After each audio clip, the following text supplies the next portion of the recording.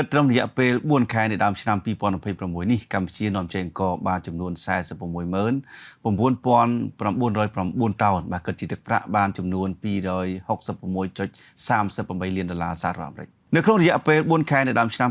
2026នេះកម្ពុជាបាននាំចេញអង្គបានចំនួន46,909,909តោនតាមរយៈក្រុមហ៊ុននាំចេញអង្គចំនួន61ក្រុមហ៊ុនទៅកាន់គោលដៅចំនួន60ដែលគិតជាទឹកប្រាក់បានចំនួន266.38លានដុល្លារសហរដ្ឋអាមេរិករបាយការណ៍ពីសហព័ន្ធស្រូវអង្ករកម្ពុជាដដែលនោះបានបង្ហាញទៀតថាក្នុងនោះដែលនាំចេញទៅកាន់បណ្ដាប្រទេសក្នុងតំបន់អឺរ៉ុបបានចំនួន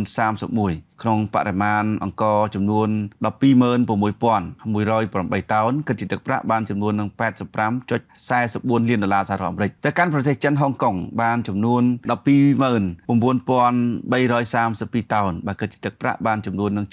75.88លានដុល្លារសហរដ្ឋអាមេរិកការនាំចេញទៅកាន់បណ្ដាប្រទេសក្នុងតំបន់អាស៊ានវិញចំនួន5ប្រទេសបានបរិមាណអង្ករ177,761តោនបើគិតជាទឹកប្រាក់បានចំនួន72.154លានដុល្លារសហរដ្ឋអាមេរិកទៅកាន់គោលដៅ22ប្រទេសផ្សេងទៀតរួមមានអាហ្វ្រិកប្រចាំបូព៌ីអាមេរិកកាណាដាអូស្ត្រាលីញូហ្សេឡង់បានចំនួន36,708តោនគិតជាទឹកប្រាក់បានចំនួន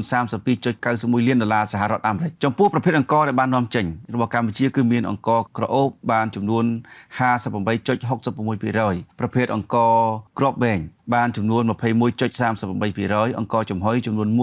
1.69%អង្ករសរីរាង្គបានចំនួន0.89%អង្ករបាក់គ្រប់ប្រភេទបានចំនួន17.18%និងអង្ករផ្សេងៗទៀតបានចំនួន